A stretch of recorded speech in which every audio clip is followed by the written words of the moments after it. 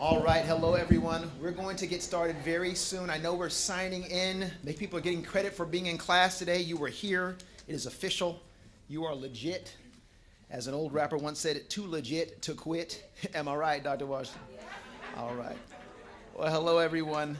I want to welcome everyone on behalf of Fayetteville Technical Community College, our community, our president, Dr. Sorrells, our leaders, our board of trustees, and most importantly, this particular community, which is so much larger than this campus. We want to thank everyone for coming here today to have a very important conversation about identity, about creativity, about advocacy, about incarceration, and most importantly, I would say, about humanity. We thank Sherill Roland, world-renowned artist and leader, father, and just a human who is here today to share with us a difficult and challenging experience that he's gone through and how he's gone from those ashes and created some beauty. We can go into the phoenix rising from the ashes. We can go into the person who's been liberated and come out into the world to bring the world more light, as Prometheus did in Greek mythology. Whatever you want to call it, this is something that you are not going to regret attending. We're glad that everybody came. I do want to get a hands up. Who here is a high school student right now? Sure, I want you to look around too to see. Okay, high school, yes. Who here is a college student, 100%? You are a Fayetteville Tech student, 100%. Represents y'all as well, yes. Faculty members in the house, faculty members. Thank you all, teachers. I represent with them. Dr. Sonny Kelly, by the way, I teach communication. That's why they have me here, because I communicate. Okay. And who here is a community member who's just curious? You saw the flyer, you heard about it, you just want to come. Thank you all. You are a part of our family, and if you don't notice, my friend Jackie Jones is here to my right, translating, communicating in American Sign Language so that everybody in the room can receive. I will try to speak as slowly as I can because I go way too fast in general. My speech students who will be in the room shortly know that. But one thing that we work on is repetition. So what you will see is that visual arts allow us to repeat what we're feeling inside in a way that other people can interpret, can ingest, and so that they can be engaged and they can be empowered, right? And that's what Sherill Roland is about. I want to just introduce to everyone, this is Sherill Roland's Artist Talk. If you've got the orange on, it's because you are supporting the project, the Orange Jumpsuit Project, which is a chance for us to remember those who are incarcerated, to celebrate those who are no longer incarcerated, and to engage and empower our entire community to better handle and love and respect those who have been, who will be, who ever were, as the humans that they are, not the ex-cons or whatever other term people would want to put on them. We're going to move beyond, we're going to liberate ourselves beyond labels today. And I'm thankful that Sherrill is going to do that through art. So just to give you a little bit of background, Sherill Roland's interdisciplinary practices deals with concepts of innocence, identity, and community, reimagining their social and political implications in the context of the American criminal justice system. For more than 3 years, Sherrill's right to self-determination was lost in a wrongful incarceration. After spending 10 months in prison for a crime he was later exonerated of, he returned to his artistic practice, which he now uses as a vehicle for self-reflection and an outlet for emotional release. Converting the haunting nuances of his experiences into drawings, sculptures, multimedia objects, performances, and participatory activities, Sherill Roland shares his story and creates space for others to do the same, illuminating the invisible costs, damages, and burdens of incarceration. There's a term that I use oftentimes when I'm talking to my students, and is you can't speak on something until you've put skin in the game. You've got to be present, you've got to be there. And Sherrill has put skin in the game in more ways than one. Just so you know, he is a North Carolina boy, as we like to say. Yes, home, not hometown, but home state. He was born in 1984. Man, I could be your big brother. He was born in 1984 in Asheville, North Carolina. He studied at Skowhegan School of Painting and Sculpture, where he graduated in 2018 and earned his BFA in 2009 and his MFA in 2017 from the University of North Carolina at Greensboro, UNCG. And he's had several exhibitions, but just to give you an idea of what a world-class talent we have in this space, he's presented his work As far as Manhattan Community College, the Shirley Feiderman Art Center, Mario and Alberto de la Cruz Gallery in Georgetown University, Washington, D.C. He's been to the Brooklyn Public Library, Los Angeles Contemporary Exhibitions, the National Museum of Art at Duke University, San Jose Museum of Art in San Jose, California, Tufts University Art Galleries in Medford, Massachusetts, Cam Houston in Houston, and the Studio Museum in Harlem, to name just a few. He's been awarded the Creative Capital Award in 2021, the South Arts Southern Grant Prize and State Fellowship in 2020, and was an Art for Justice grantee in 2020. Who here considers themselves an artist? All right, open your ears and hearts, because you're about to hear from one of the best of the best. Who here just likes to appreciate art? That should be all of us, yes. What you're going to find is someone who brings art to life. He's going to share with us in this talk today, but keep your eyes, your ears, your hearts open. Don't just sit back and get some credit for being here, y'all. Lean forward and engage. You're going to hear about a person who has a lot in common with everybody in this room, and you're going to learn about some things you may never have heard about before. But most importantly, we hope that you'll be empowered, as he says in his artist statement. We hope that you'll be empowered to reimagine your social and political position and the implications of the American criminal justice system. With no further ado, let us welcome Sherill Roland.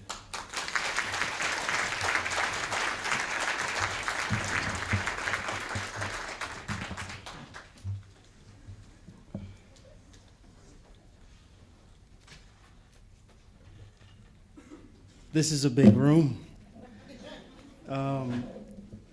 I'm just starting a timer here so I know how long to talk. Sometimes telling some of these stories can take a good bit of time. I can get carried away, kind of get lost in the moment. I want to thank you all for coming. It's been a while since I did some public speaking, and this is overwhelming in a positive way. Like I'm very deeply grateful for you guys showing up, sharing this time with me, giving me your attention. That's really important. That's like, you know, it's deep. I'm deeply moved. It's hard to express, like, to have so many people here just to like listen to me talk. So I'm extremely grateful. Thank you all. Thank you, Katie, my classmate, friend, for inviting me to be amongst this community. I'm coming from Durham this morning or this afternoon. We're going to be at this slide for a little bit. There's a lot more slides of my work. But all of this kind of begins with a narrative, my personal narrative, a personal experience that happened to me, which seems like a very long time ago, which was 2012. I was in Asheville working a couple different jobs. I think I was taking summer courses at the local community college. I was a supervisor at a residential home for juveniles. And then I was also like traveling to tech camps, teaching kids how to build like flat platform video games. Like, I was doing a number of different things, just trying to make it. But through all of that, I was always like being drawn back to art. I wanted to get back to art, get back to creating. Wanted to be around a community, surround myself with other folks who were creating. I got a design degree, BFA, a few years before 2012, and I was making stop motion animation. I was doing all these things, learning language, programming language that is obsolete now, ActionScript, HTML, stuff like that. That just seems very dated these days to talk about that time. But I was in search of it. And I thought grad school was a way for me to get kind of reconnected, kind of give me the ability to create my own ideas. I applied to a lot of schools, started to travel to schools to see what the programs were like, trying to figure out what I wanted to be, what kind of artist I wanted to be. In the beginning, coming from a design background, I was in love with motion graphics. Big James Bond movie fan, so opening title sequences, ending title sequences was a big deal for me. I wanted to be a part of that. I wanted to make that, have my name in a credit. I wanted that. So what you're about to see is a complete left, a complete swerve from all of that. And it began to make the decision of where I wanted to be a part of a creative process where I was technically skilled and just used as a technical hand and not really expressing my ideas and things that I'm inspired by, or to go this route where it's just like more me doing whatever I want to do with whatever idea that comes up. And grad school for studio art in this program at UNCG was the way to do it. So this is spring semester. I'm not sure how many weeks deep we are in. How many weeks are we in? 2 weeks. So yeah, so like coming out of holiday season or whatever, and you're preparing for, the date of the first day of school. So that's kind of like how I was preparing for grad school. Again, in fall 2012. You won't have to remember all these dates. I'm just trying to keep myself intact. And so the Monday was approaching for grad school, and you have to prep. You have to do all these orientations. And so I was at my mom's house, in my mom's room, watching her TV, when I got a phone call from a phone number I didn't know, and it had a DC area code. Now, I have some homies who live in DC or around the DMV area. Is there anybody here who have family or people in DMV area? Okay, so I'll say some things about DC that I've grown to know, that the lingo might resonate with y'all. But I didn't know anybody from DC. And I don't know about y'all, but I get phone calls every now and then from numbers that ain't saved in my contacts, and I won't pick up. But something was like itching me, oh, it might be the homie or whatever. So I wanted to pick it up and be like, hey, you got a new phone number or whatever, and reconnect with them. And then it turned out to be a detective. And so this detective from DC informed me that I had a warrant out for my arrest. He wouldn't tell me the charges. He wouldn't tell me anything like that. All he told me was that I had to come up to DC, and Washington, DC, and turn myself in. And I was like, I don't know what you're talking about. This is kind of crazy. For me to have to do this, can't this just be worked out? On your end, I'm about to start grad school. I don't even have money. My money's invested in the school year right now. Like I'm about to begin. I'm kind of spent as far as funds is concerned for me to just take a trip to DC for this thing. And most importantly, number one, I ain't doing anything. So I don't even know how you got my phone number to even come at me like this. And he was like, you got options. He's like, you either not come up here, and for any reason that your license is scanned or tagged or anything like that, the local authorities will arrest you and then bring you up here. And then I thought for a long, hard minute about that, and I was like, oh man, I don't do anything. I'm not gonna get in any trouble. Like they'll figure it out by the time I get into any trouble. But then I was like, oh well, there has been a few speeding tickets I've gotten in my day going back home to Asheville from Greensboro. So maybe I should take this seriously. And I don't really cross. That's the full extent of me crossing the law, is maybe a speeding ticket in my undergrad days. So I'm not really threatened by anything serious in that way. It wasn't on my radar. I haven't yet experienced anything to that magnitude. So I told him, I was like, let me talk it over with my mom and figure out if I can make arrangements. So I did. She's now panicking because she doesn't know, and she's asking me questions, and I ain't got answers. And so we figured it out. We booked the flight. I called him back. He had instructions for me. I had to show up at a precinct within the district about 4 a.m. in the morning. I had to be there Monday morning. The reason for that is for the arraignment. So anybody who got arrested on Friday will be sitting tight the whole weekend and be arraigned on Monday morning.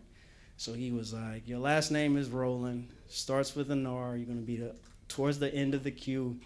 And if you want to be seen, you got to come up here early, because if you're not seen on arraignment on Monday morning, you're going to have to spend the night in jail. So Tuesday morning, they're going to push you off to the next day.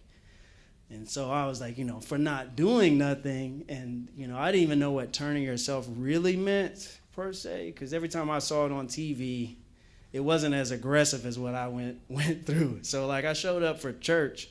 I don't know if that's reference matters to y'all, but like, you know, I thought I was going to court. So I showed up like I was for church. So I had hard bottoms on, I had a tie.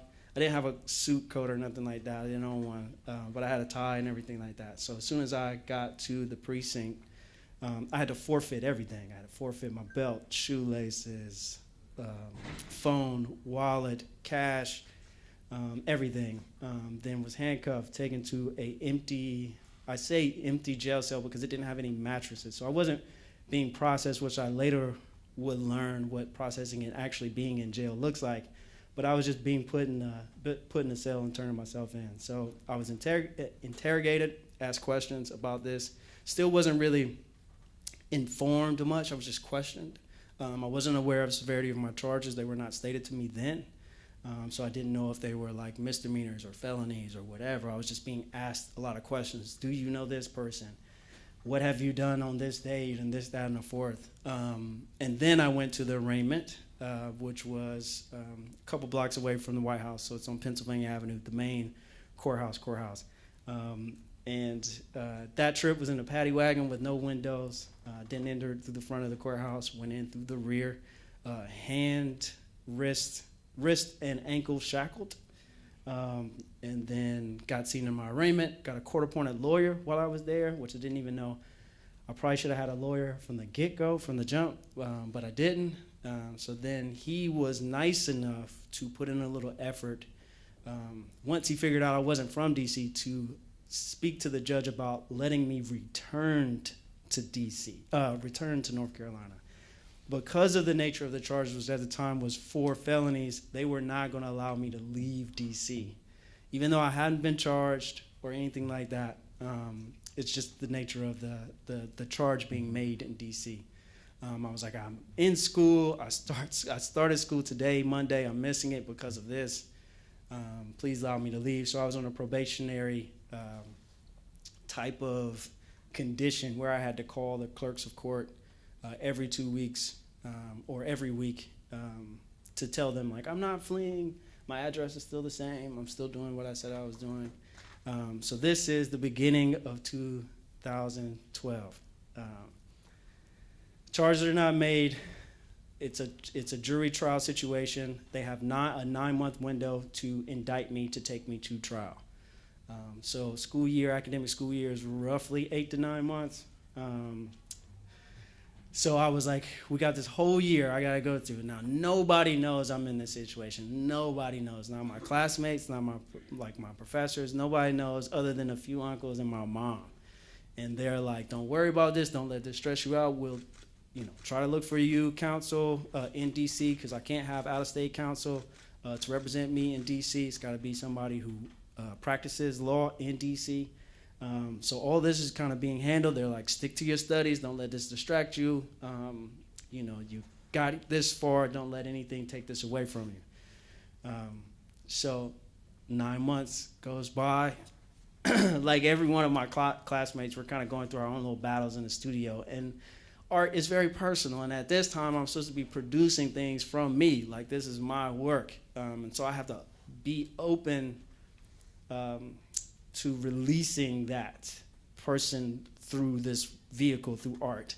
And at that time, I'm kind of struggling. I'm kind of cut off. So I'm doing things from other people's narrative. So I'm working with other people's stories and not anything from me, because I'm afraid, this is speaking from foresight, but I felt very timid of doing anything personal because I thought I would break down and give too much.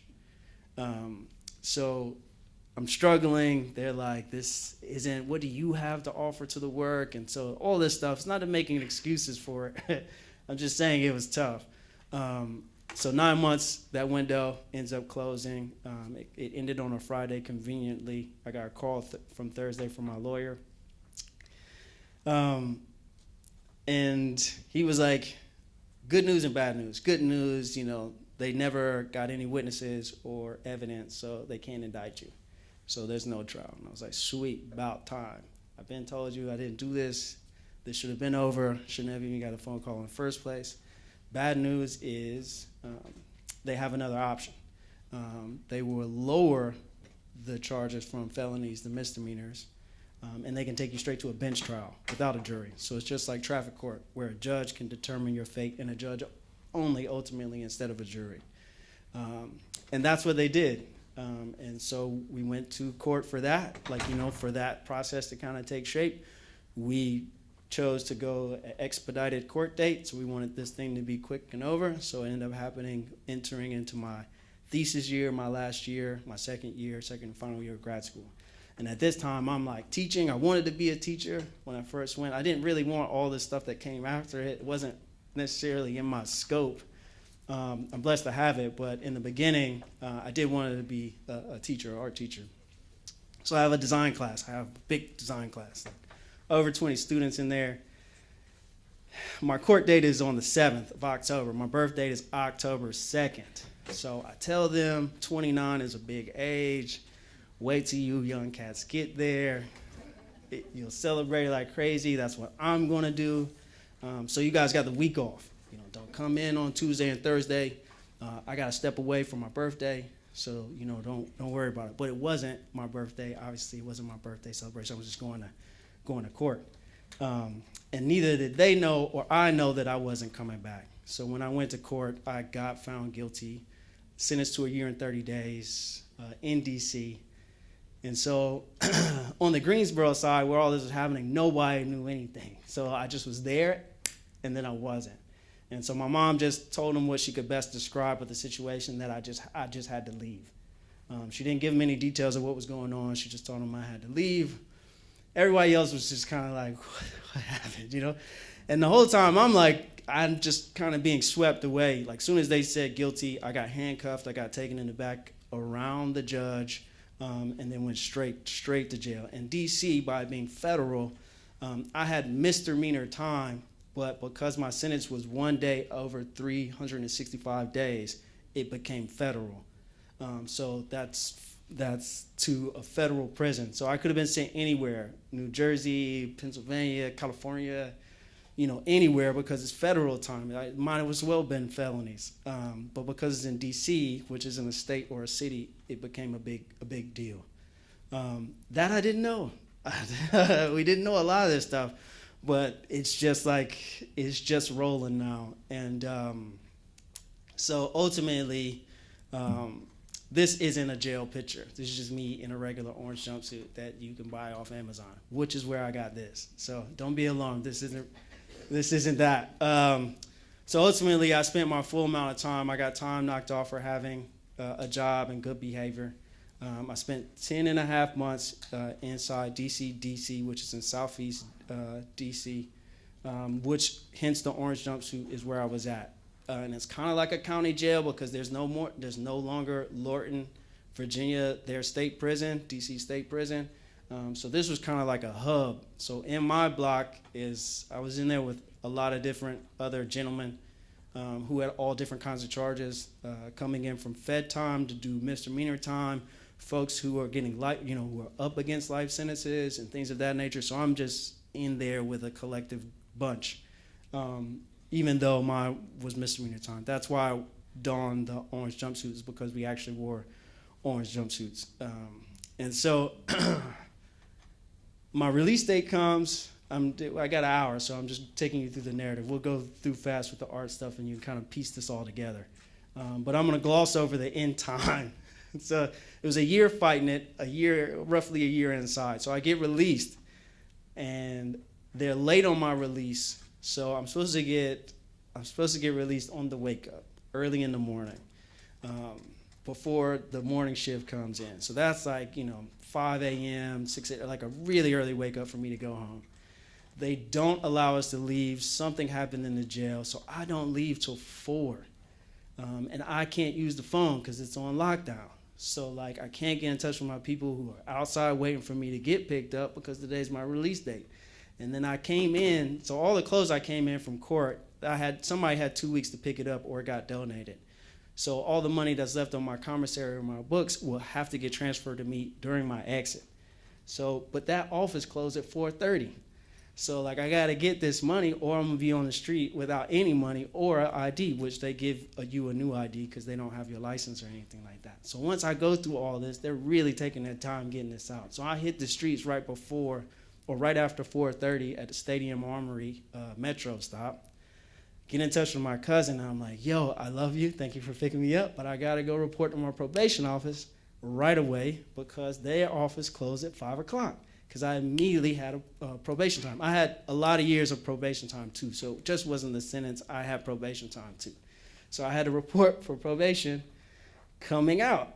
I don't know where the probation office is. I don't even live up here. I just got out of jail, which I didn't plan on ending up being anyways. So we gotta move it across town to check in my probation officer. See my probation officer, I'm like, hey, I don't know what I'm supposed to do. I just got out, obviously, and they told me to come see you. I was like, but I live in North Carolina. I don't live up here. I have no other place to go. And she was like, it's okay. Just fill out this paperwork and you can go home. And I was like, sweet. So my cousin who picked me up, she didn't know she was getting engaged that weekend. So her folks were in town. So it was really nice for her, oddly crazy for me.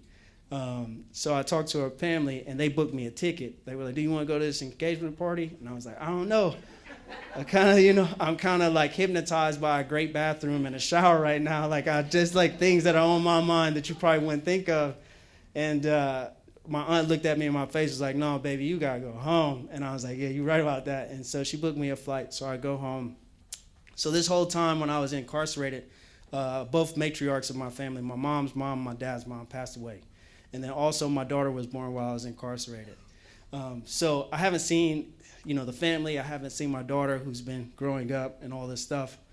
So I want to go home. So I fly home. I'm home for like 3-4 days, and I get another call from DC area code. So it's my new probation officer. She's like, where you at? And I'm like, home, North Carolina, what's going on? What's wrong? She's like, you was never supposed to leave here. And you got to come back here right now. And I was like, what do you mean? Like, how do I come back right now? Like, I just got out, like, less than 4 days ago. It's not like I had a job or money or anything like that. I'm just, she said I could go home. She was like, well, your probation officer is retiring. So she was just trying to get you off her list. Like, I didn't want to worry about it. You want to go home? You can go home today. And so she just kind of cleared me off. But my new probation officer was like, no, there's absolutely no way you should have left. So not only did I have to come back, I only had a few days to go back. And once I got back, she explained to me that I couldn't leave in the radius of where, I don't know, a lot of you guys aren't from DC, but there's another metro stop, College Park, that's on the metro line. And it's just a little north. It's in Maryland, but DC, again, is in the state. It's very tiny. It's just a city, but it's outside of my probation limits. And that's where my cousin was living, so I couldn't even, they were like, if we even catch you up there on your cousin's couch or anything like that, like that's, you've violated probation. And then you will go back to jail for the remainder of your probation time. And plus, it wasn't a drug offense. I usually don't talk about the charges, but it wasn't a drug offense, but I had drug testing. So not only did I have to be there in DC, but I also got consistently drug tested for no other reason other than just like, these are a part of the terms. So 4 months into that, I finally got transfer papers to go home. I got new representation by then. They fought for me. I got a retrial because there was no evidence or witnesses. I had no shot at an appeal because we couldn't appeal anything. So I got a retrial where my new lawyers presented new evidence. We won that. 8 months later, I got an exoneration trial, won that. So it was a whole ordeal. We get all that. So I got exonerated December 2015, and then I'm kind of able to kind of get it off my back. I'm trying to get jobs. By this point, I've lied on applications. I've done everything I could to kind of get back on my feet. And through all that struggle, having conversations with my mom again, she's like, what are you gonna do? I was like, I don't know what I'm gonna do. I don't know what I do now. I've been living underneath this restraint for so long. Now that it's over, I feel exhausted because I've been saying that none of this was supposed to happen to me from the jump, from the get-go. So she was like, why don't you try school? You didn't finish. Why don't you, now that everything's clear, why don't you give it a shot? So 8 months after getting exonerated, the only thing that I wanted to make, I'll tell you this, I visited school in May, end of the year, before considering going in fall. And that experience of like, I don't know, this is where the art starts coming in. When you enter into new spaces, you start to feel things depending on what your body is, right? Like you have a lived experience in your own body, and women and men have different experiences. You can have anxieties about eyes being on you or being objectified or just proximity, being close to people that you don't know, like sitting close together. Now you're probably like, at first I was like, I don't know this person, I'm about to sit next to, all these kind of tensions. But I had came home with a lot of anxiety. I came home with a lot of things that were new to me about my experiences to people. I did not want to be next to anybody. I did not want to open up to next to anybody. I had trouble, before, this is pre-COVID, so I had trouble people being on my back and my shoulder in the grocery line and things of that nature. Like I had all these new anxieties. So like once I came back into like a familiar setting of art where people gathered in a school setting, I questioned my worth and value in that space. Because I had been through this experience, am I welcome back here? Is this a space where my body feels safe? All these things were just starting to come into my mind as soon as I had stepped foot back on campus. Like when I was here before, it was great. I wanted to create. I wanted to kick it with my classmates. I wanted to do all these things. Now that I'm here, I'm not wanting to do none of that. And I'm not wanting to really be around people, I'm off to the back. I'm just kind of all these things just started to be so obvious to me, but I didn't know how to respond to it. And so when my art professor started to ask me, what are you thinking about coming back? What kind of work you trying to do? And I was like, the only thing I feel compelled to do that's on me constantly when I go to the gas station, when I go here, when I go there, when I get around family, every space that I go into, I'm worried about how they're reading me, how I'm bringing this experience on me. You couldn't see the jumpsuit, but the jumpsuit experiences was on me. And so when I got to school, I was like, what does that look like? I had these questions of what does it look like for me to be here? What if I put all of this that I'm carrying out front and see what really, truly this space is to me? Because I don't trust it. So when I wore the orange jumpsuit, it completely changed the scope of everybody around me. Now everybody else has anxieties about me. And with that, we were on even keel, as close as even as I could get. Because now you have shown me what you really think about this thing that you didn't even know I was doing or had an experience doing. But now I'm seeing things on your body, on your face that lets me know, all right, now we're somewhere where we can talk about, you have something to share just like I do, and we're kind of working with that. And whether that was I had all kinds of experiences with this, but that's what I was after. I wasn't into making a sculpture or a painting for this type of experience. This was body. My body was the work. The body needed to be worked. So the proposal was for me to wear this orange jumpsuit every day until I graduated. So that's what I did. So this is on school campus. There is rules while I'm in this. That's why it fits underneath the umbrella of a performance as well. I'm not acting out or anything. There's not one single day I ran to class if I was late.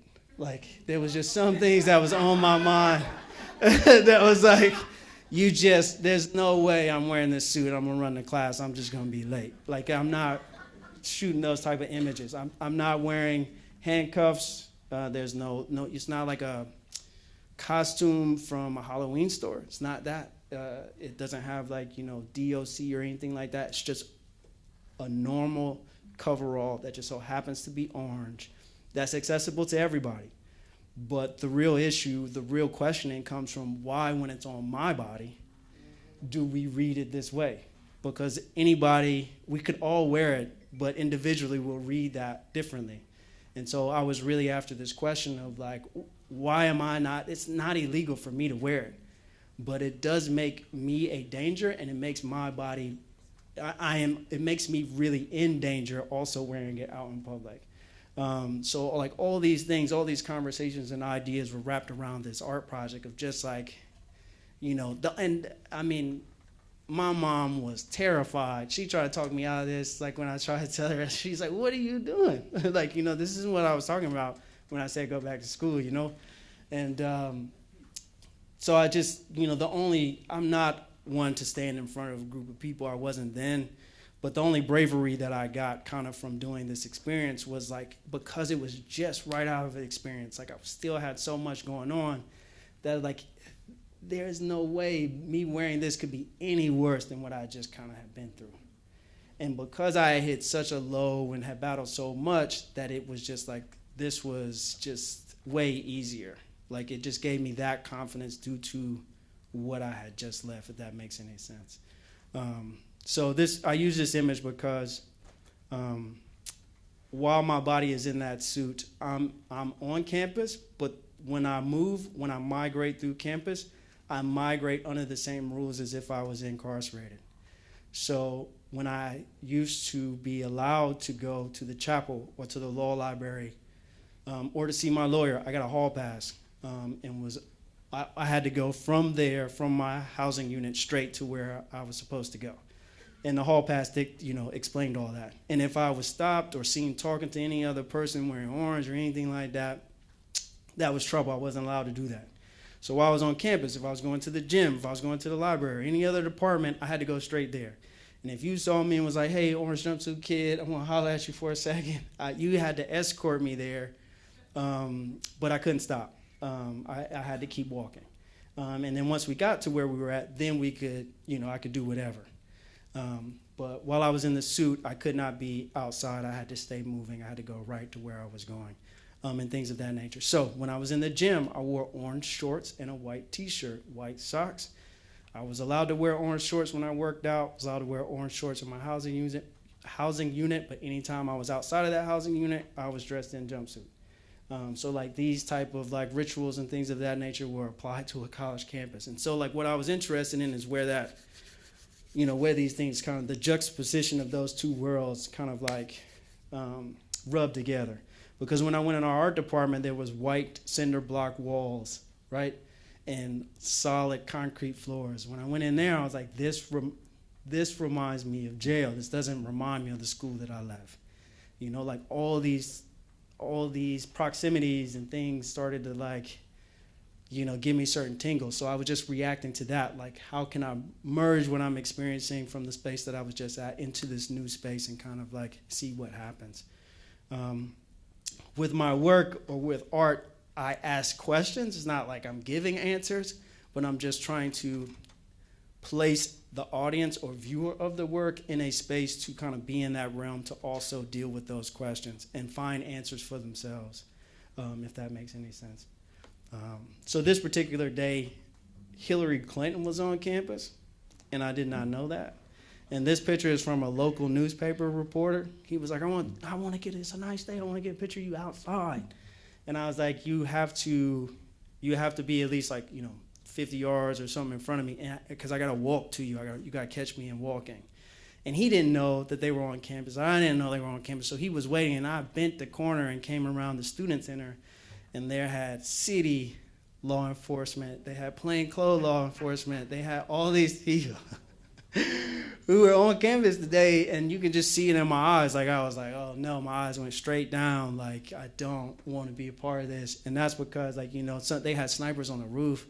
Like, it was an intense area for me to kind of be walking around in an orange jumpsuit. And I had no idea, but I like this also as like a photo of blue and orange, like, and it just was a really good photo of like a moment, but then also for colors for that matter. Now, since I graduated, it takes this iteration. I didn't measure my cell while I was in there, but I do remember proximity. So like, if you guys go home tonight or go to your bedroom, you can close your eyes, sit on the edge of the bed, and you can kind of know where certain things are. Like, where your nightstand is, where you kicked off your shoes last or whatever. Like, you kind of have that memory of proximity of lived space. So like, I know I could sit on a stool and reach across, touch my wall, and then like reach across a bunk and touch the other wall. So it was like I knew proximity. I knew how many steps it was to the cell door, and to the toilet. Like, it wasn't a very big space to memorize, but in that short space, you memorize it in that way.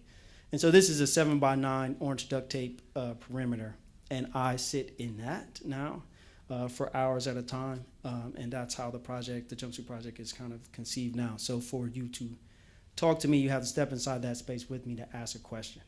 And so a lot of my building, a lot of my conversation and happenings were happening inside this space. We weren't allowed in each other's cells, but within that space and with my roommate, all we had was us. And we did a lot of conversation about ourselves, about situations or phone calls we just had or what letter we received. We did a lot of building, constructive criticism, honest answers and stuff. I was lucky enough to have somebody I could kind of talk to and open up with that when I was there. So within that, it's just me kind of, again, thinking about spaces and the essence of that space and kind of bringing them out in the world. So when this is positioned, it's always in front of an entrance. Doesn't have a sign or anything for the project, so you have to avoid me or go through me or interact me. So when I wear it, just kind of thinking about like this everyday thing, like, today is a Tuesday, so court happened today. There's a lot of people who got sentenced today, and so like this reoccurring thing when I wear the jumpsuit is just something like it's easy out here when we don't have to wear that and we can dress ourselves up and do all this other stuff, that like to not see it. And so if I do wear it or if I do present this project, then it's in a very public way, in a way that provides some interference that you have to deal with it even in a small way. On your everyday, you're going to the library, you got to deal with this, because people who are attached to folks who are currently incarcerated or anything, it's still there. Whether you get a call that you got to take that's only 15 minutes long at an inconvenient time, or avoiding to tell somebody, like my mom, to tell her coworkers, like, oh, isn't your boy supposed to be graduating this year or whatever, and try to make up and walk around certain conversations and details and stuff like that. So it's like always there. It's always in the everyday thing. It exists at all times. So that's how it shapes now. That's what it kind of looks like. People sometimes can gather enough to where they're even outside the space and be a part of the conversation. I don't always lead it. Once you're in there, you bring in your own experiences like you do to any other art piece or artwork. And so you give yourself, in this particular image, there was a detective, there was all these other people of the community that came in and shared their stories in relations to this. And sometimes it's not even really related directly to incarceration. Sometimes it's just about trauma. And how to kind of get through, or somebody that's dealing with something where you feel alone and don't nobody out here know what you're going through, or you have nobody else who you think could understand. So just trying to like find common ground or a shoulder to lean on, or just somebody you can express it to is always like, they don't even have to give you an answer back, but just getting it off your mind, getting it off your chest or your back, release the burden for a moment. It's often helpful too.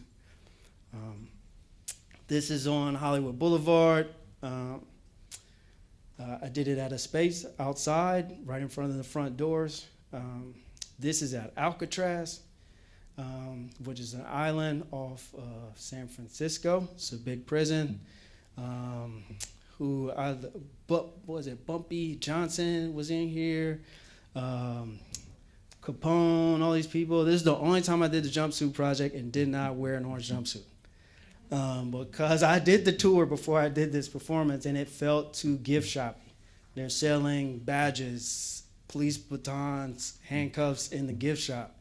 And I didn't want that to kind of seep into this project. I didn't want them to think that I was a mascot. So when I did do this project, I wore what I wore when I got released, which those shorts that are cut were actually joggers that I got released in. So I got released in my whites and then gray sweatpants, and then I had the white slippers. So it's just another way of using the things that I know as information to provide. This is at the Stadium Armory. I had a fellowship at Duke Center of Documentary Studies. I got an invitation from Georgetown to come back. It was the first time I went back to DC to do this jumpsuit project. They wanted me to do it in the gallery, which was really nice. But since it was my first time at DC, I wanted to do something differently. So I proposed, with the help of Duke, to do a walk. So I walked from the Stadium Armory, where I got released in D.C., which is in southeast D.C., all the way across D.C., which all the way to Georgetown, which is a 6.8-mile hike. And so it felt like a metaphor, where I started wearing an orange jumpsuit. Now I got invited back wearing another orange jumpsuit to kind of talk about it. This is the city jail. This is the jail where I was at. So that's where we started. That's right next to the metro stop. So we started there, went through residential areas, went across the National Mall, went through George Washington University, Georgetown University, to the museum, or to the gallery space. And that was the Jumpsuit Project DC, where I got invited to do that. This is what the Jumpsuit Project looks like when it's displayed with my body not being in it. And then the two pieces to the side are objects that I made in reference to my cell doors.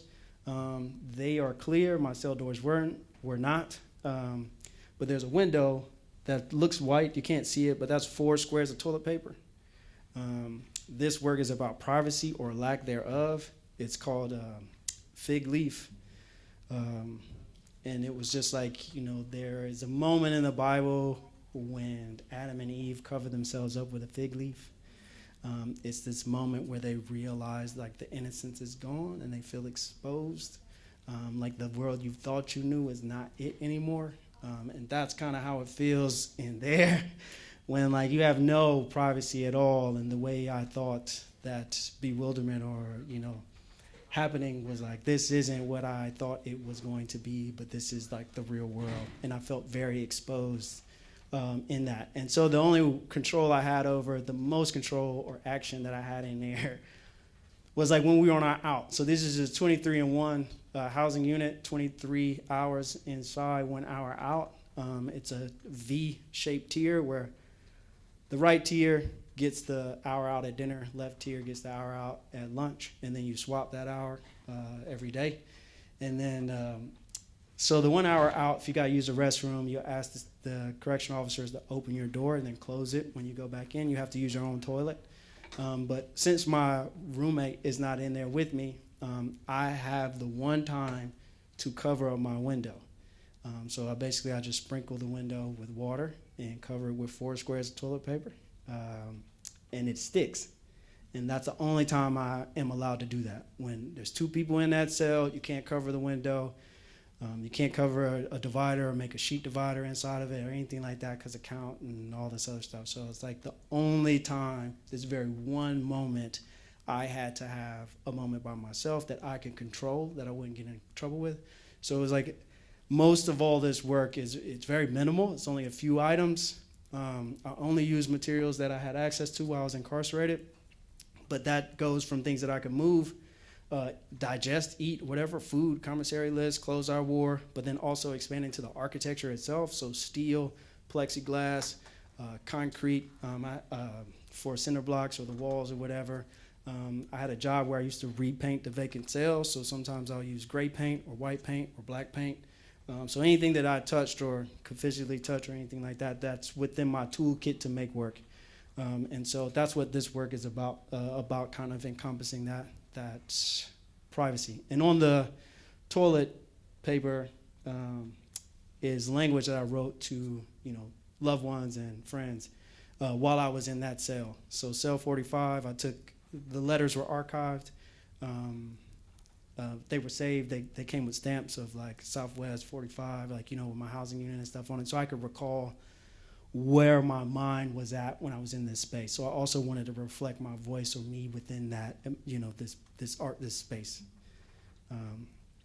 This is another work about that job of repainting vacant cells, about, how people kind of move and live within that space at a time, which is, they'll write, you could write on the walls, peel the paint, it's not a very nice space to be within. And so when I repainted the cells, like whitewashed the cells, as much paint as I put on it, there were still remnants of bodies and experiences and that somebody had been there. And that's what this work is about, where the viewer who comes to this wall will carve their responses to my questions into it. So I don't really do anything but set up folks to kind of react to it. This is contraband. These are, again, trying to highlight small things that, in a big way, that mean a lot to me. It consists of 3 items, but one is like an ink pen cartridge, one is a small razor blade, and that's cinnamon floss wrapped around a paper clip. There's no floss in jail, not my jail. No paper clips. Well, we got paper clips, I think, sometimes, but I think with my job is how I inherited this floss from another guy who got life.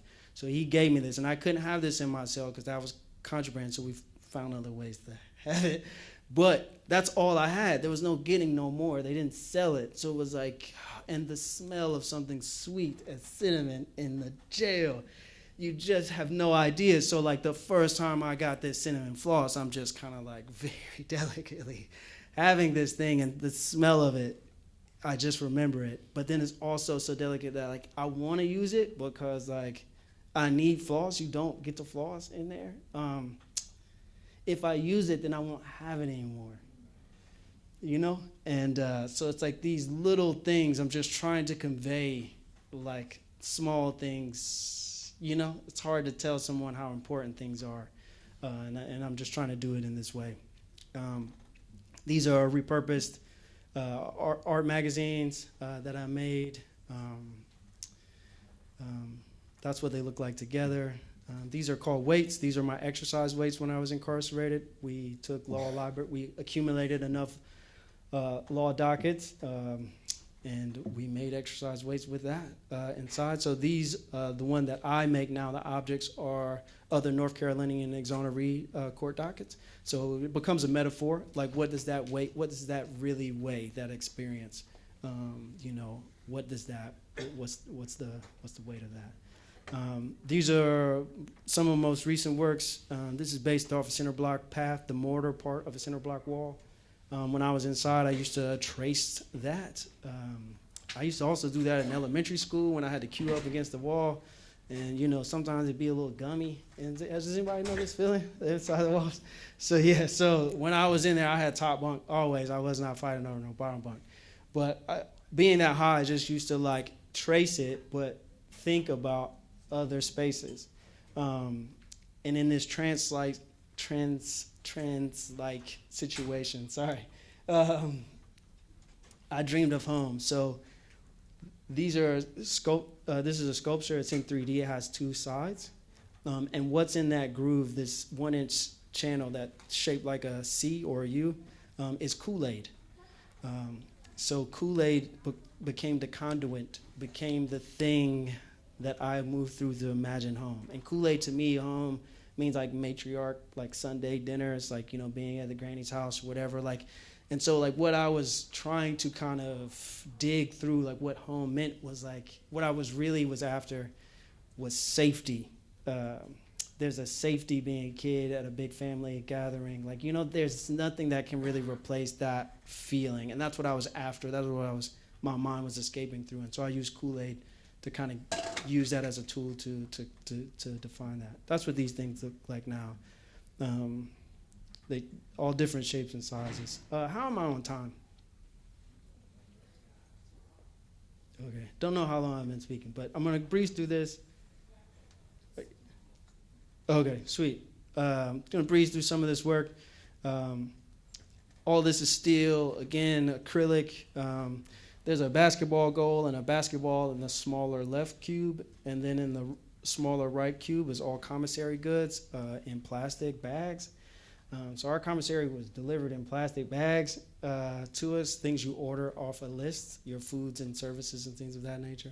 But these are prize bags. So when we was in there, it was March Madness that year, and we devised of a 3-on-3 tournament for 50 and up. Guys who were in there. So there was always, the young guys really did the court. And so there would be a lot of talking trash for the older guys about their heyday. So we collectively organized this 3-on-3 tournament for the elders of the block. And we chipped in for prize bags. So it was $20 bag, $30 bag, $40 bag for the team that won. And as crazy as it may sound, it felt like that was a very hard thing to do, to be all on the same accord in a community effort to do something good. like good for us. There's not really many situations in there where they give you good things to do, constructive things to do. So for all of us to kind of be at a time to where we wanted to do something for ourselves, it felt very rich. And so in doing so, our basketball court had no windows in our housing unit. So it was smaller than a regular court, and it was, trapped in by cinder blocks. So there was only one way in through a corner. And once everybody wanted to see these games, we kind of went in and aligned ourselves to the wall, like, leaning up against the wall. And in doing so, we blocked the point of view to this octagon-shaped bubble where the correctional officers sit and they can see down each tier. So by blocking off their point of view into the basketball court, they had to shut it down because it was against the rules.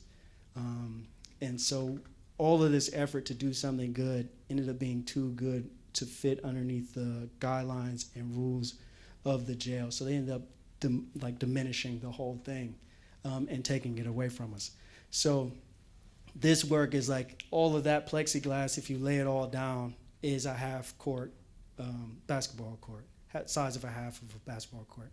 And then it's pulled up in cubes of 2s and 2s. So the architecture was also in this pier diamond shape, but then also you get 2 totes, there's 2-man cells, there's all these 2s, only 2 white shirts, 2 white socks.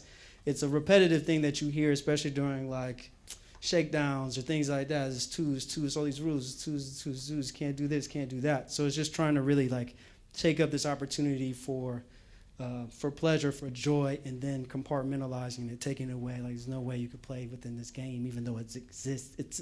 The possibility seems like it exists, but it's just like taken away and broken up. That's what that work is about. This one is called this Lightbox. This is a hard one to explain. It's a long one, but this one is called it's Letters to My Daughter, Mom. So this one's a little more intimate. That's a little more personal. But I wish there was a close-up image of it so you can see it. But that one's really important. These are more weights and me making more work out of court law dockets. This is a billboard I did in Charlotte, North Carolina.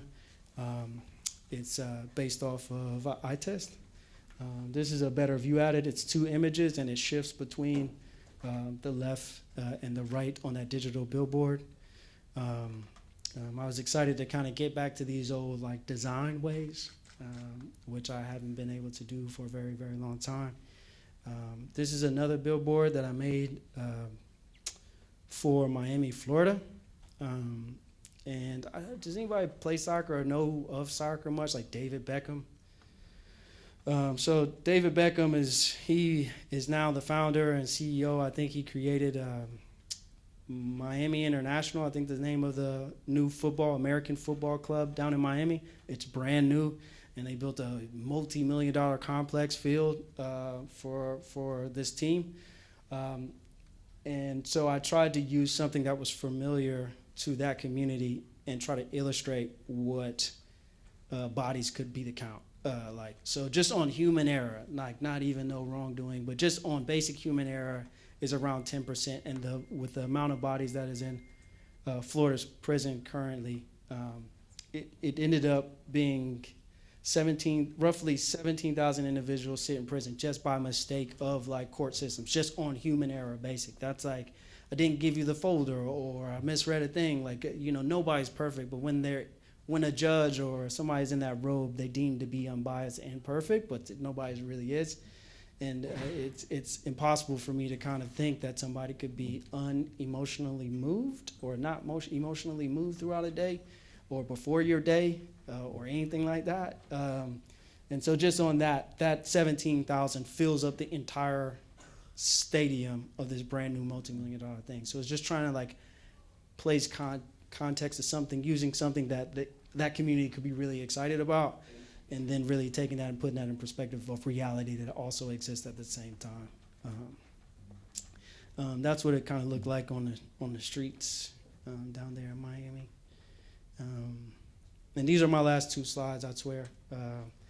And these are newer works. This is in acrylic. These are spots made out of Kool-Aid again. And I don't know if you can tell, maybe you can tell on this one, but there's a smile that's inverted. It's a crest. That is of the Kool-Aid Man picture. That's the Kool-Aid Man smile within it. I have a red-green color deficiency. It's not that I can't see red and green. It's just that I have a hard time making out red and green. So this is based off a colorblind test, this spotted image. And so for me in making this work, I was thinking about the daily mask you might put on. Like I may be smiling, but I may be hurting. And so like for your ability to see what I'm hurting from, sometimes it comes from like, you ever heard a term like say less, right? Like, so like, if you understand that, right, like I don't have to say anything else. You can see what's behind. You can see beneath this test. But in other times, somebody I may have to go at length to kind of describe what I'm going through.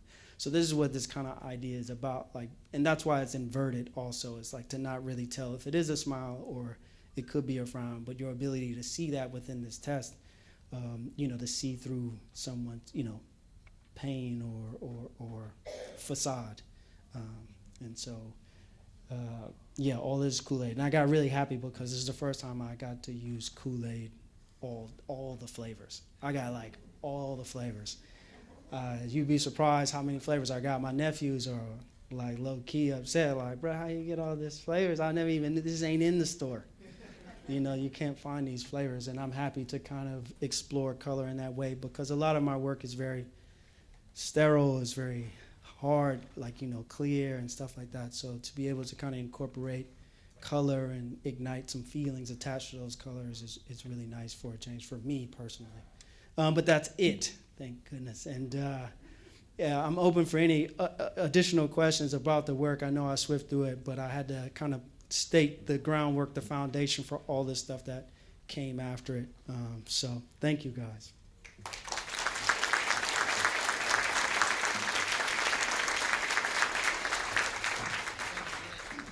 Right there, Sherrill. I do want to again thank Jackie Jones for speaking and being our voice here today with American Sign Language. Thank you, Jackie. I want to ask. I know my class is here. If you're in my class, will you raise your hand if you're my COM 231 class? All right, we see hands around there. Okay, good. Can I ask one of you who wants to help us to do a celebration to give me a count in? I don't want to embarrass anybody. I'm going to call you in. But you talked about body work.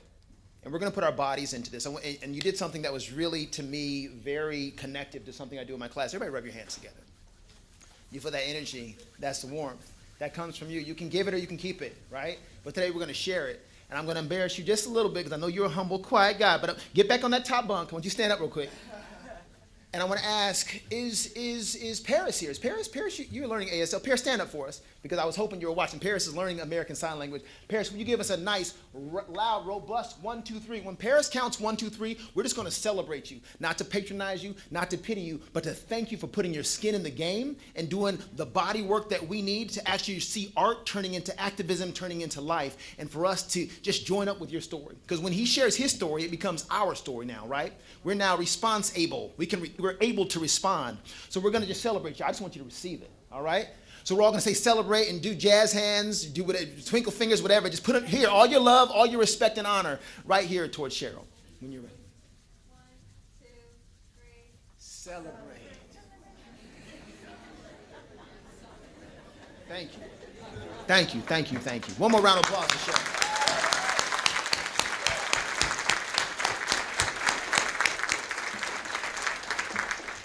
We have a couple of questions here. You didn't have to do it. That's why we want to just take a moment, just really have that time together where we all got to be a little out of our comfort zone. You didn't have to do it.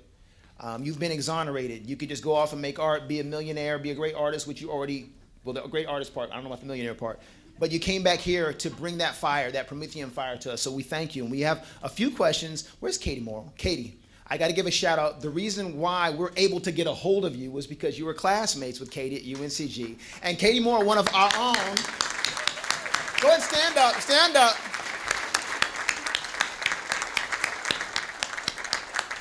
She is an art instructor here at Fayetteville Tech, and we're grateful for her helping to bring you in. She put together questions that students and other people had put together. So I'm going to ask you if you could squeeze up here. I'll just stand here, and as a matter of fact, I'm going to ask a question. I'll pass the mic over here, unless there's a better way, Joe and team. And just to let you all know, we are going to close today with a word of poetry from one of our very own, Sama Saleh, who is the president of the Association for Social Justice? All right, here, she is a student here, and she's got some poetry that's been inspired and conversation been inspired by your work. So, Sherrill, you've got a mic there. Make sure he's louder than me. And another one. Oh, right behind me. All right, test. Okay, good. We're good. Sweet. So these questions have come from people in the audience already. And so again, please stay and hang out because we're going to do question and answer. And then we're also going to have a special closing comment and some poetry, some art in action with Sama. So the first question that comes across here is, did anyone heavily inspire you as an artist to use so many different media to express your message? Or did you just decide on your own? I think it's a little bit. I think it's a little bit of both. There's a lot of artists that I look towards still to this day, like abstract painters. Mostly are painters, which is really interesting.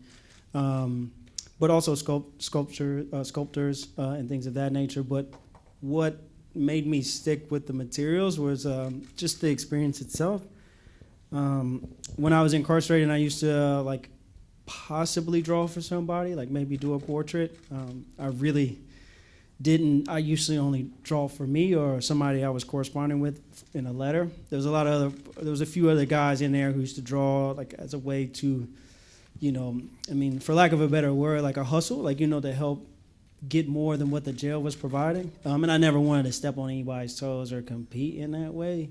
I didn't want any interference. I didn't want no static or anything like that. So I would do that if someone needed it, my daughter or my fiance or somebody needs a birthday card or something like that. But even with that became a communal effort because I didn't have a lot of stuff. So if I needed an ink pen or if I needed a paper or the Sunday Times for somebody who got the newspaper, because I didn't, then that was a communal thing about resources. And then when I came home and I started thinking about the way that I used to make work, the way that I used to make art was go to an art store, have these resources. It didn't feel right or connected to the experience that I was talking about or the things that I was trying to communicate through the work. So staying within those same regimen of having limits, this has to work. I have to make it work with what I have, because there was a lot of other men in there who did things and would never term themselves as an artist, but that creativity came out of a sense of need. We need this. How do we make this? And so that's kind of what I try to honor or keep in the back of my mind when I'm creating is that this is all I got. I got to figure it out.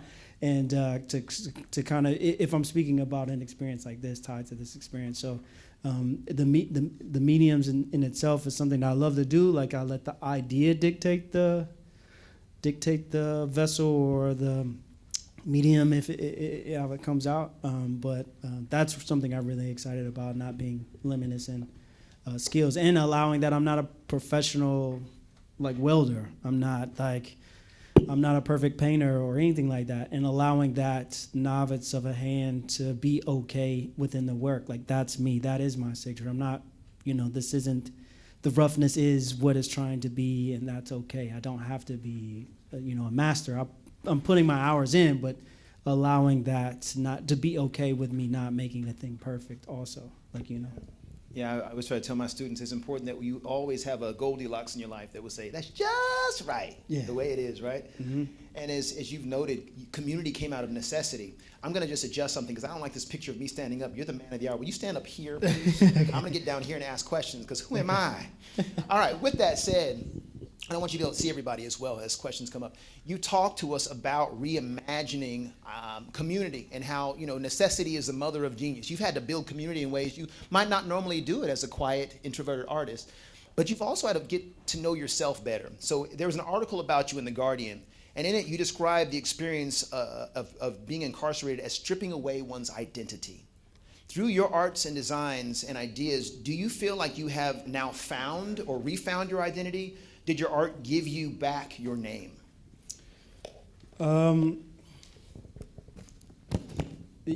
Yeah, giving back my name. That dealing with innocence in being, my name or something that was taken away for something that I didn't do was something that I dealt with a pretty good long time. But also really trying to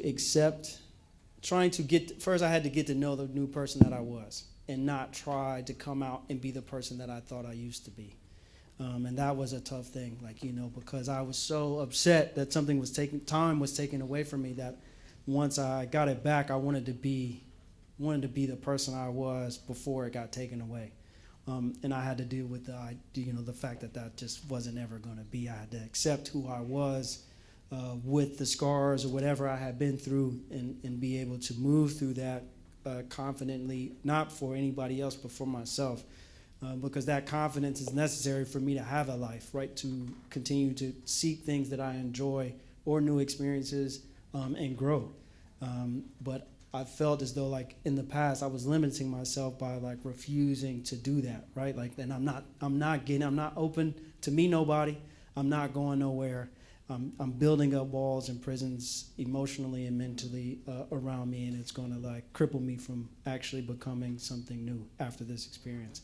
Art was a thing that got me to open up and start to have those conversations publicly, and kind of see remnants of an old me. And I think that just mostly of finding new spaces I was comfortable in. So it wasn't I knew an old me and was oh, that's the old me. No, it was just it feels like the old me because I'm comfortable again, because the newer me, I was never comfortable in all the spaces I thought I was. So so art has been a vehicle, has been a way of opening me up and really learning to accept who I am now, relearning myself, and being okay with that, and being able to give that to people again, whether that be friendship or intimacy with anything like that, or family, with my daughter.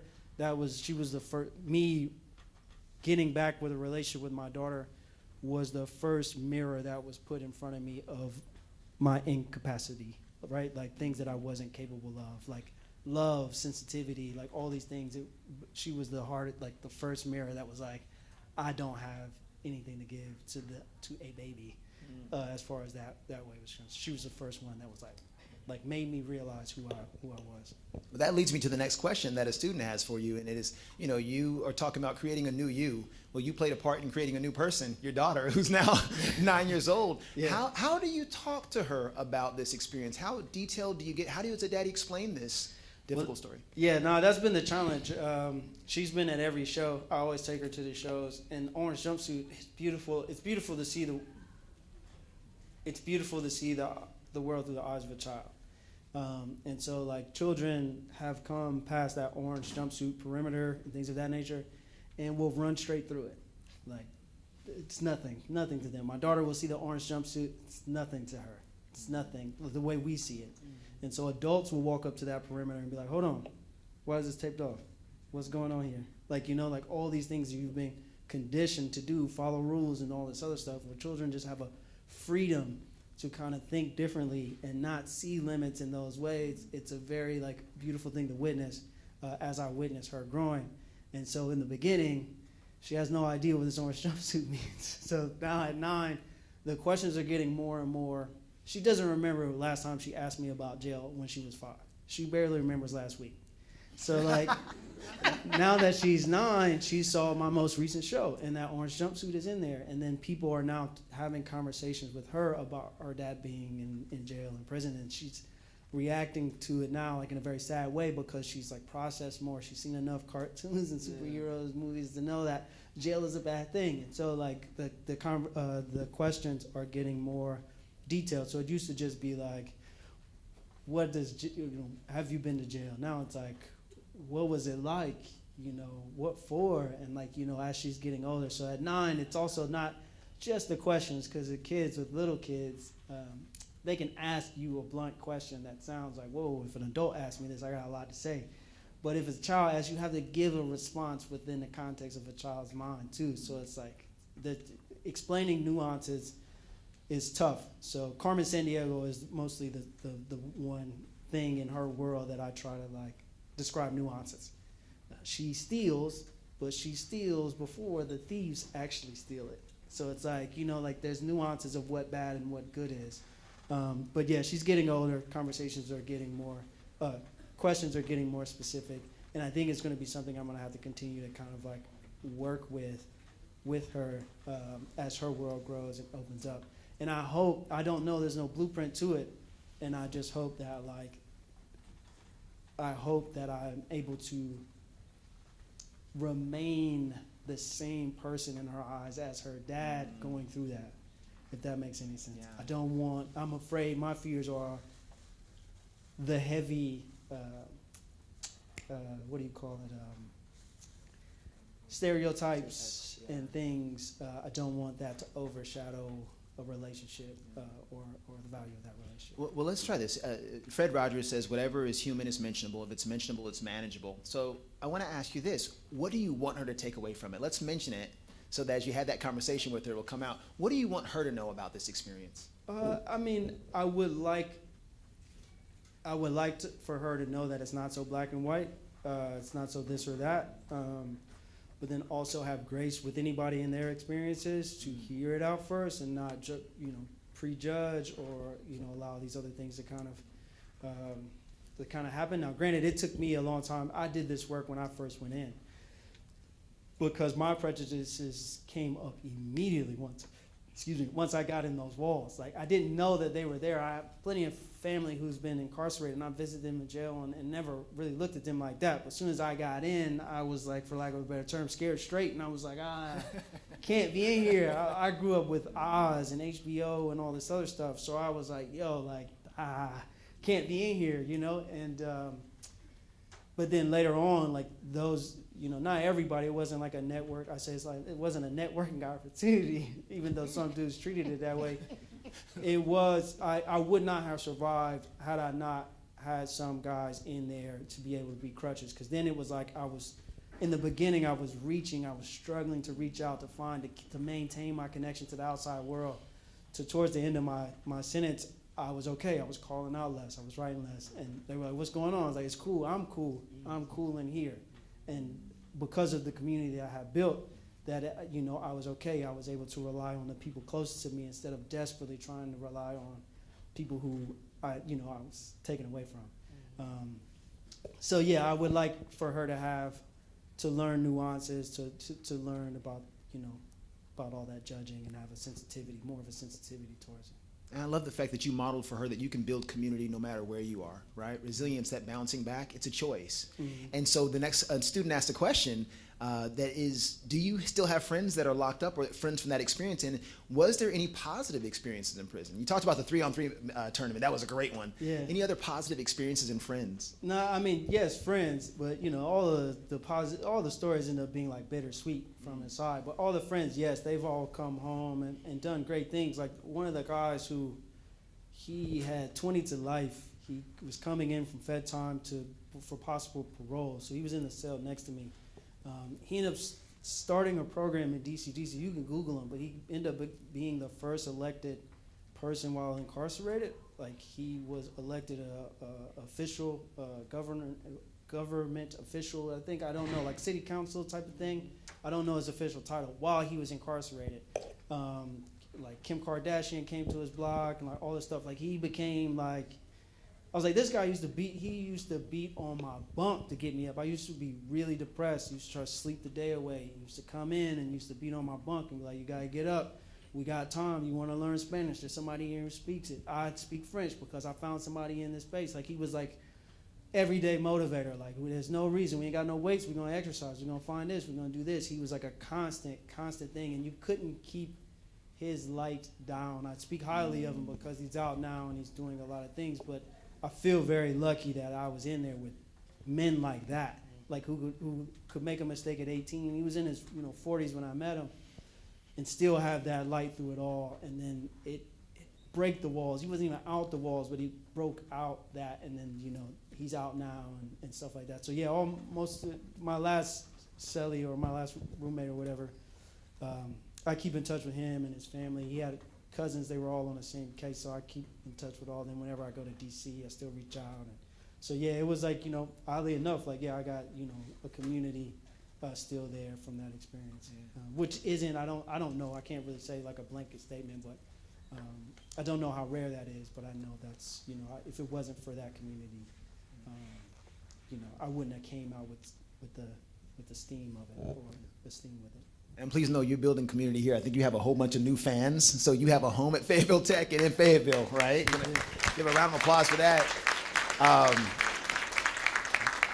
Which leads me to my next question. Folks want to know, how can we support what you do? Do you plan on publishing a book if you haven't already? Like, how can we be on the fan boy, fan girl, fan friend team with you? Yeah, I guess the reason why I did it, I felt a responsibility for that I had survived thing. So the burden of having the experience and then sharing it was for those folks who possibly are still incarcerated who haven't kind of got over it or got out of it. And there's some folks out here who have to eat that, right? Like still was innocent and still have to live with the charges and still press on. So I mean, sure, you can keep up with my work and all that's good. I am working on a book, but I'm not no writer. That takes time. But I would say, like, you're doing it now by showing up for me. But there's, other stories. There's a larger community of people who have been touched in these ways, showing up for them, being participating in that way, not only being like, I had an artist talk about a way they wanted their work to be received. Like, I don't want you to be a viewer. I don't want viewership as if you're not present. I want you to be a witness. And a witness makes you responsible for what you've seen, responsible to report and share what you've seen. So like as a witness for my work or my experience or my story, continue to be a witness for one another and other folks who kind of have the same type of cause or pathway. I love that. You mentioned in your artist statement that you want us to reimagine the criminal justice system in America. What does that look like in terms of what we can do walking out of here? How can we actively reimagine after you've inspired us to do something?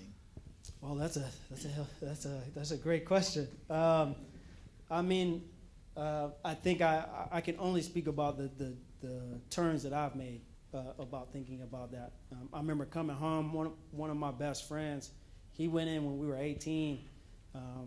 And we're up in age now, but he's been in and out ever since, and he just got out earlier last year. And I remember every time I came home after this experience, I apologized to him. He was like, he was shocked by it, and I was like, man, like, I had no idea. I had no idea how much a letter could have meant to you. Like, sometimes my distance was like, I'll just drop off some money at your mom's house whenever I'm through the town or whatever, but like I had no idea. You've been in for decades. I had no idea what that was like until I went through it, and then I felt bad that we had grew up together, and I had I wasn't there the way that I desired my people to be in a way, and that's what I would like to reimagine. I don't want nobody to have to go through that, but I think starting to reimagine what incarceration or those who are returning citizens look like and experiences that they had as not someone who, we all make mistakes, so not in a sense of like someone who made a mistake to get locked up, but think of them as survivors. And how would you treat a survivor of a traumatic experience? And that kind of like, that type of reimagining and welcoming home changes the spirit of how you engage with somebody coming back. Not as a detest, but as I detest that you're back, like you're back out or something like that, but as a celebration, like you survived, because that's not a place for rehabilitation. Like that's not a place to succeed. And so that is what I want to reimagine in the sense of how we see that experience. Even on the very nose of it, right? Like change that space itself, but also really on a human experience, like for those, like right now, like, treating folks, reimagining folks different who make mistakes or find themselves in spaces and situations like that. Like how we treat our folks is really important. Thank you. I think Maya Angelou said, when we know better, we do better. So we can all do better. We can write, we can reach out, put money on my books, mama, kind of thing, right? That little stuff is so important. So thank you for helping us to know better, to do better. Let's give one more round of applause for Thank you, Sherill guys. Roland. Thank you. Thank you very much. Before you roll out, Sherrill, now you get to enjoy. We have a student named Sama Saleh we're going to bring up. She's the president of FTCC's Association for Students for Social Justice. She's also a recently published author. She's written a book of her poetry called Quotations of Life. So if you want to grab onto life and see how a young person in your position, a student here at Fayetteville Tech, can take art and reframe and reclaim and find hope and identity and community, please give it up for Sama Saleh.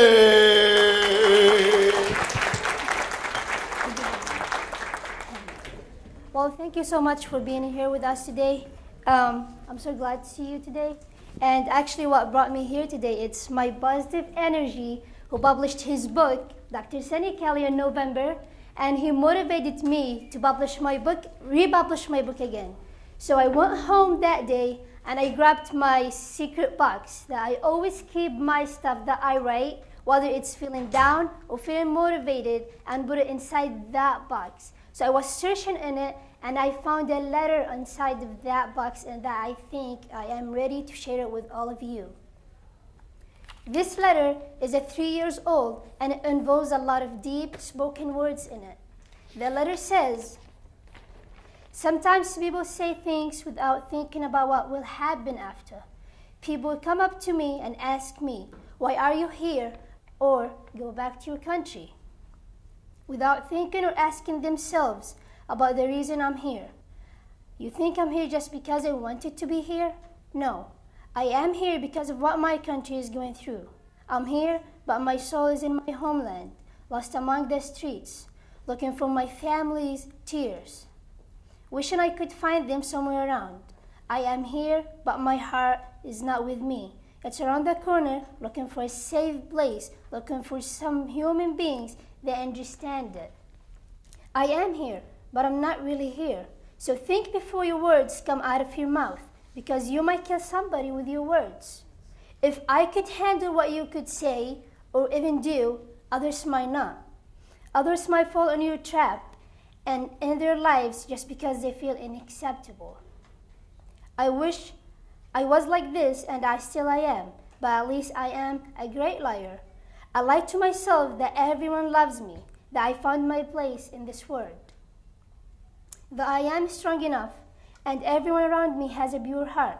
Don't blame me for being a liar, because if I didn't lie, you wouldn't see me here today.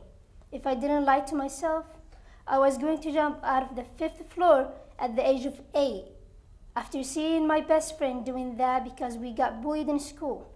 Or wait until I hear shotguns near my house and go out. So if I'm lucky enough, one of them will end my life at the age of 10, because I wasn't safe in the place where everyone felt safe. Or cut my veins like I saw on TV show at the age of 11, because I wasn't the person they wanted me to be.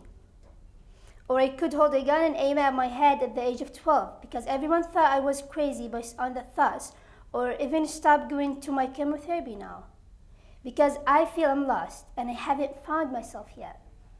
I lied to myself because Sama died at the age of 7 when her grandpa died. I lied to bring her back to life. Don't blame me. So now the question is, thank you. The question is, why am I sharing this letter with you? I know it's painful and it has a lot of real things and deep stuff in it. The answer to that question is to remind you that we're all strong enough, and I want you to never give up on your life. I know for a fact that every single one of you in here feel related to my message somehow, because we're all human beings and we feel connected by feelings, emotions, or even some situations that we've been through. So after I saw this message, I came to campus and I shared it with literally few people who I feel like I will be open to. And I want to share it with them and see what they think about it. And one of them asked me a question that shocked me a bit, but at the same time made me think about it. The question was, why did you choose to continue? At this moment, I was literally saying because of my dad.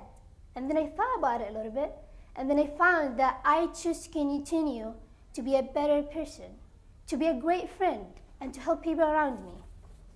I wasn't that friend and support to my best friend at the age of 8. She'd always ask about how I'm doing and always ask if I am feeling safe. And I've always talked about myself, and I've always been selfish and never thought about what she's going through. And that was why I wanted to share this with you. I want to be a better person, and I want to make a change in this world. Here is what I would like to advise you all. Be a better person and always give a helping hand to everyone in need and everyone around you. Be the light in someone's dark path. Face your fear and always go through beyond your limits. And remember, don't take what faces you as an excuses to be a failure.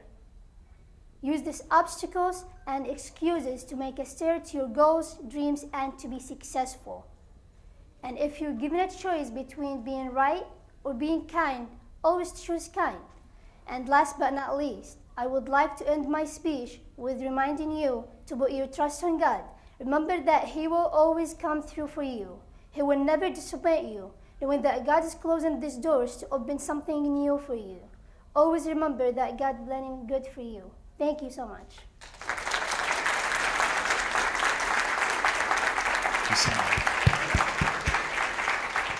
I want you to stand right here on the edge. Sherrill, I'm going to have you lead us in this count in. Put your hands together. I want you, to, as you rub your hands together, pull it, all that energy that we're going to share with our sister right now. Sama in Arabic means sky. And there was a long time where you couldn't look at the sky. So look at the sky and let's celebrate the sky. Let's celebrate freedom. Let's celebrate all that we can be together, because we are indeed better together. On your timing, we're going to celebrate it. Go ahead, sir. 1, 2, 3. Celebrate. Thank you so much. Well said, well said. Y'all, thank you everyone for coming. You did not have to come and stay, but you did, and I'm sure that you're glad. If you're like me, you're glad that you did come. We want to thank everybody who put this together and made it possible. So let me just say, before you leave the room, please be grateful to Marlena Pinedo, our wonderful, wonderful